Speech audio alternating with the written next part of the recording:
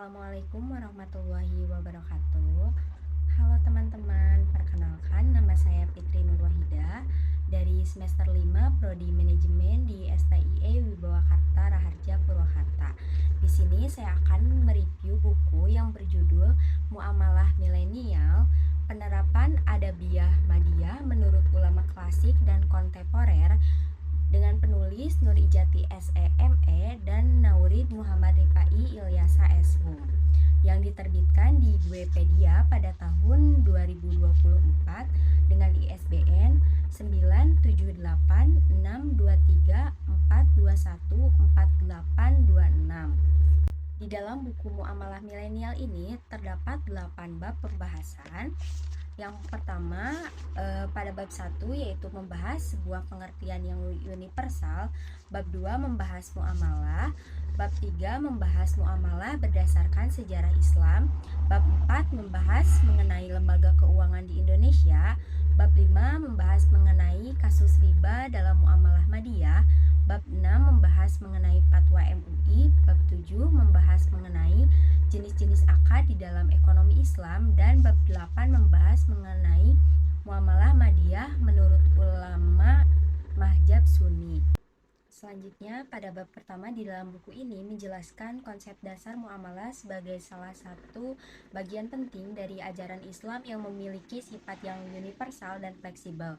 Penulis juga menekankan bahwa muamalah tidak hanya dipahami secara sempit sebagai kegiatan jual beli, tetapi juga mencakup seluruh bentuk hubungan sosial, aktivitas ekonomi antar manusia di dalam kehidupan sehari-hari seperti kerjasama, sewa-menyewa, hutang-piutang, hingga berbagai bentuk transaksi modern lainnya.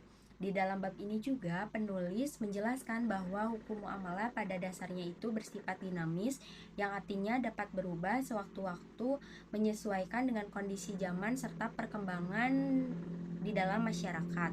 Islam juga memberikan ruang yang luas bagi inovasi dan kreativitas di dalam ekonomi selama praktik tersebut tidak melanggar prinsip-prinsip syariat seperti keadilan, kejujuran, transparansi, serta larangan riba, gharar, maisir. Oleh karena itu, muamalah tetap relevan untuk diterapkan di berbagai era, termasuk di era milenial dan digital yang ditandai dengan kemajuan teknologi dan sistem transaksi online saat ini.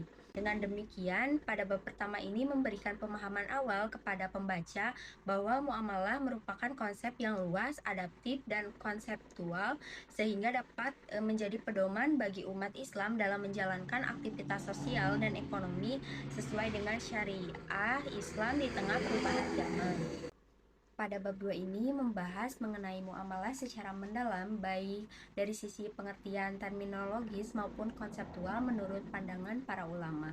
Di dalam bab ini juga dijelaskan bahwa muamalah adalah aturan di dalam Islam yang mengatur hubungan antar manusia, khususnya yang berkaitan dengan aktivitas sosial dan ekonomi. Muamalah menjadi pedoman agar setiap interaksi yang dilakukan tidak merugikan pihak lain dan tetap sesuai dengan nilai-nilai Islam. Selain itu, penulis juga menguraikan ruang lingkup muamalah yang mencakup berbagai aktivitas seperti jual beli, sewa menyewa, kerjasama usaha, hutang piutang, hingga bentuk transaksi modern lainnya. Bab ini juga menjelaskan bahwa hukum muamalah yang bersumber dari Al-Quran dan hadis yang kemudian diperkuat dengan kaidah-kaidah fikih muamalah. Kaidah-kaidah ini berfungsi sebagai pedoman praktis di dalam menentukan boleh atau tidaknya suatu transaksi tersebut, terutama ketika menghadapi bentuk transaksi baru yang muncul akibat perkembangan zaman. Pada bab ini juga menjadi sangat penting karena menekankan prinsip-prinsip utama di dalam muamalah, yaitu seperti halal, keadilan, kejujuran, dan kemaslahatan. Artinya setiap transaksi harus dilakukan secara halal, tidak mengandung unsur penipuan, tidak merugikan salah satu pihak, serta membawa manfaat bagi semua pihak yang terlibat. Dengan memahami ini, pembaca juga dibekali dasar yang kuat untuk memahami bab-bab selanjutnya dan mampu menilai praktik ekonomi baik tradisional maupun modern dari sudut pandang ekonomi Islam. Lalu bab 3 membahas mengenai muamalah berdasar sejarah Islam. Pada bab 3 ini membahas muamalah berdasarkan sejarah Islam dengan menelusuri praktik muamalah sejak masa Rasulullah SAW, dilanjutkan pada masa Khulafaur Rasyidin hingga perkembangan ekonomi Islam pada era peradaban Islam klasik. Di dalam bab ini juga penulis ingin menunjukkan bahwa konsep muamalah bukan hanya teori tetapi sudah dipraktikkan secara nyata dan berhasil sejak awal sejarah Islam.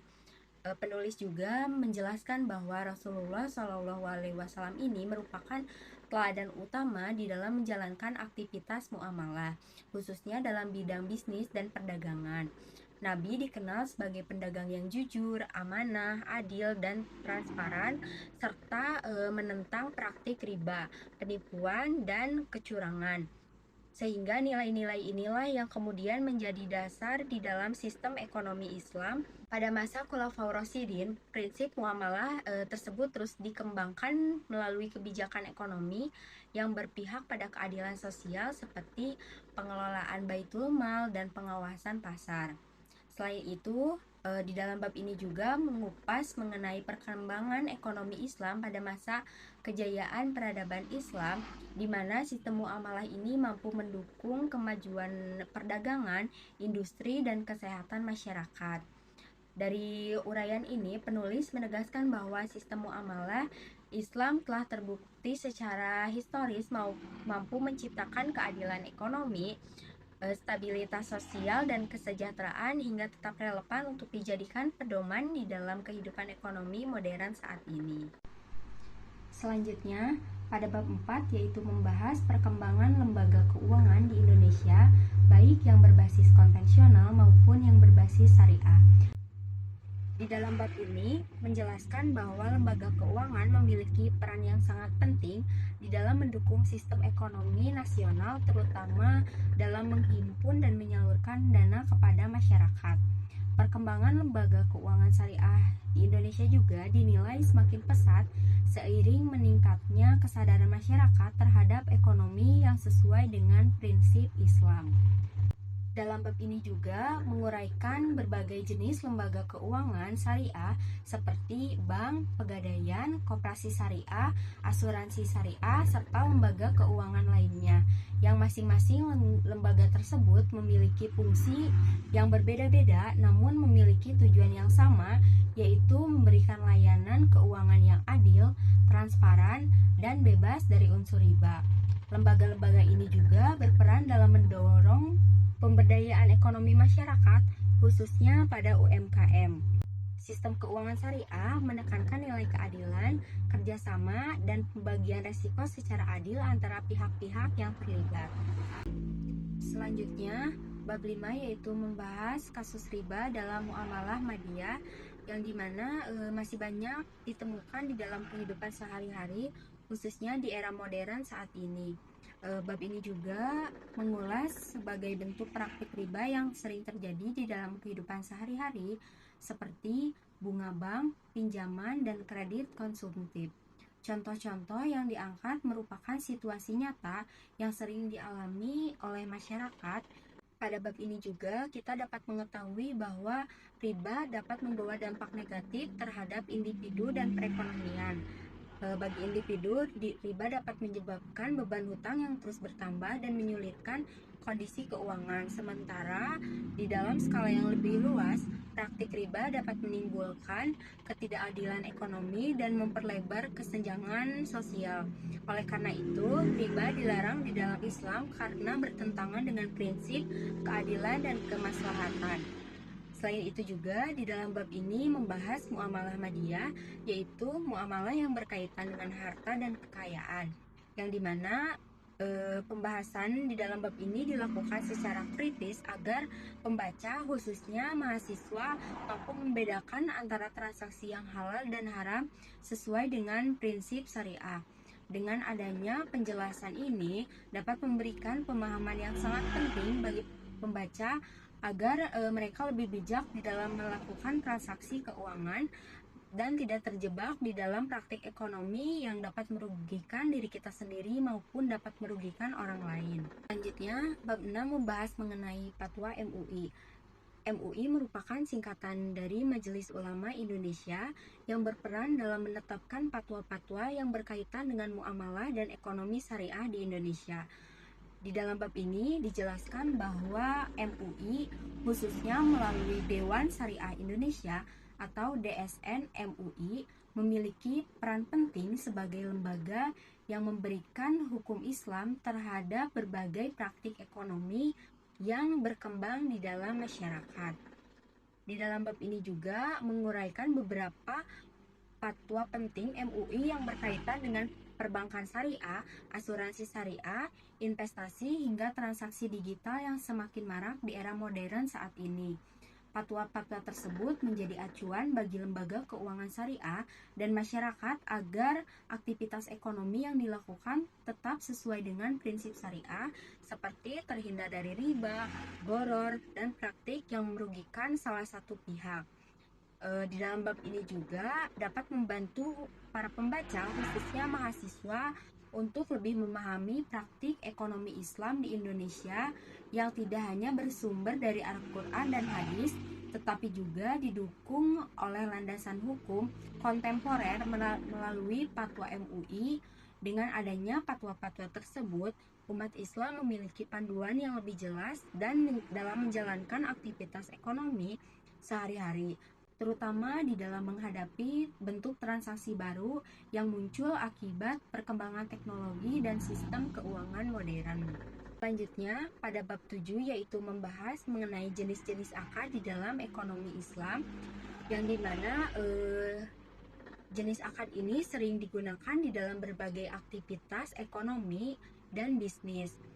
Di dalam bab ini dijelaskan bahwa akad merupakan perjanjian atau kesepakatan yang menjadi dasar sah atau tidaknya suatu transaksi menurut syariah. Oleh karena itu, pemahaman mengenai akad sangat penting agar aktivitas ekonomi yang dilakukan tidak bertentangan dengan prinsip Islam.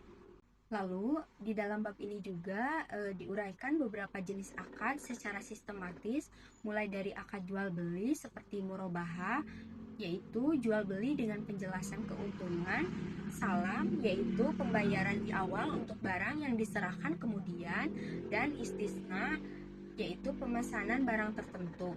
Selain itu juga dibahas mengenai akad kerjasama seperti mudharabah, yaitu kerjasama antara pemilik modal dan pengelola usaha, dan musyarakah, yaitu kerjasama di mana semua pihak menyertakan modal. Tidak hanya itu, di dalam bab ini juga dijelaskan akad sewa atau ijarah serta akad-akad lainnya yang sering digunakan di dalam lembaga keuangan syariah. Penjelasan di dalam bab ini juga disampaikan dengan bahasa yang sederhana dan dilengkapi dengan contoh-contoh praktis sehingga mudah dipahami oleh pembaca, khususnya generasi milenial yang mulai aktif di dalam dunia usaha, investasi, dan transaksi keuangan. Dengan memahami berbagai jenis akad, pembaca dapat diharapkan mampu memilih dan menerapkan akad yang tepat di dalam kegiatan ekonomi sehari-hari yang sesuai dengan prinsip syariah. Selanjutnya, bab 8 yaitu membahas mengenai muamalah madiyah menurut ulama mazhab Sunni. Di dalam bab ini, menurut pandangan ulama mazhab Sunni, yaitu seperti mazhab Hanafi, Maliki, Syafi'i, dan Hambali, di dalam bab ini juga dijelaskan bagaimana mazhab-mazhab tersebut memiliki cara pandang dan penekanan yang berbeda di dalam menyikapi muamalah yang berkaitan dengan harta dan transaksi ekonomi, namun tetap bersumber pada Al-Quran dan hadis sebagai landasan utama. Dalam bab ini juga menguraikan persamaan dan perbedaan pendapat antar mazhab dalam menilai berbagai bentuk transaksi ekonomi. Persamaannya terletak pada tujuan utama muamalah, yaitu menjaga keadilan, menghindari riba, dan melindungi hak semua pihak. Sementara itu, untuk perbedaannya muncul pada aspek teknis dan cara penetapan hukum, seperti syarat sah akad atau bentuk transaksi tertentu. Perbedaan ini terjadi karena perbedaan metode ijtihad dan pemahaman ulama terhadap dalil-dalil syariat. Bab ini juga dapat memperkaya wawasan pembaca, khususnya mahasiswa, tentang khazanah fikih Islam yang luas dan dinamis. Di dalam bab ini juga menegaskan bahwa perbedaan pendapat antara para ulama adalah hal yang wajar dan tidak perlu dipertentangkan selama memiliki dasar dan dalil yang kuat. Sehingga dengan memahami hal tersebut, pembaca diharapkan menjadi lebih terbuka dan bijak di dalam menyikapi perbedaan praktik muamalah yang ada di dalam lingkungan masyarakat. Selanjutnya, di sini saya akan memberikan penilaian mengenai kelebihan dan kekurangan dari isi buku Muamalah Milenial ini. Kelebihan dari isi buku Muamalah Milenial ini yaitu memiliki pembahasan yang cukup lengkap dan luas yang tidak hanya membahas teori bermuamalah tetapi juga mengkaitkannya dengan kehidupan sehari-hari seperti praktik jual beli, hutang piutang, dan berbagai transaksi lainnya. Selain itu juga buku Muamalah Milenial ini menyertakan dalil dari Al-Quran dan hadis yang bisa dijadikan pedoman dalam bermuamalah. Lalu bahasa yang digunakannya juga relatif mudah dipahami sehingga cocok untuk para pembaca, khususnya bagi mahasiswa. Lalu kekurangan dari buku muamalah ini yang dimana masih ditemukan beberapa kesalahan penulisan atau typo di dalam buku tersebut. Selain itu juga penjelasannya tergolong cukup panjang dan padat sehingga para pembaca perlu fokus lebih agar bisa memahami isi pembahasannya dengan baik. Lalu untuk kesan dan kritik, untuk kesannya setelah membaca buku ini, saya mendapatkan tambahan wawasan mengenai konsep muamalah dan ekonomi Islam. Buku ini juga membantu memahami bagaimana prinsip-prinsip syariah dapat diterapkan di dalam kehidupan modern saat ini. Untuk pesan dan kritik, diharapkan kedepannya buku Muamalah Milenial ini dapat diperbaiki dari segi penulisan, khususnya untuk mengurangi kesalahan ketik agar lebih nyaman dibaca. Selain itu juga akan lebih baik jika ditambahkan contoh-contoh yang lebih sederhana dan ringkas supaya para pembaca lebih memahami isi materi buku tersebut dengan baik. Untuk kesimpulannya, secara keseluruhan buku Muamalah Milenial ini merupakan buku yang layak dibaca, terutama bagi mahasiswa dan generasi muda yang ingin memahami konsep muamalah dan ekonomi Islam. Meskipun masih terdapat beberapa kekurangan dari teknis dan penulisan, namun isi pembahasannya cukup relevan, informatif, dan sesuai dengan perkembangan zaman. Buku ini juga dapat membantu para pembaca dalam memahami bagaimana melakukan transaksi yang halal yang sesuai dengan syariat Islam. Cukup sekian yang bisa saya sampaikan mengenai review buku Muamalah Milenial ini. Semoga apa yang bisa saya sampaikan bisa memberikan manfaat bagi diri saya sendiri dan bagi orang lain. Mohon maaf apabila selama penyampaian terdapat banyak kekurangan dan kesalahan. Terima kasih. Wassalamualaikum warahmatullahi wabarakatuh.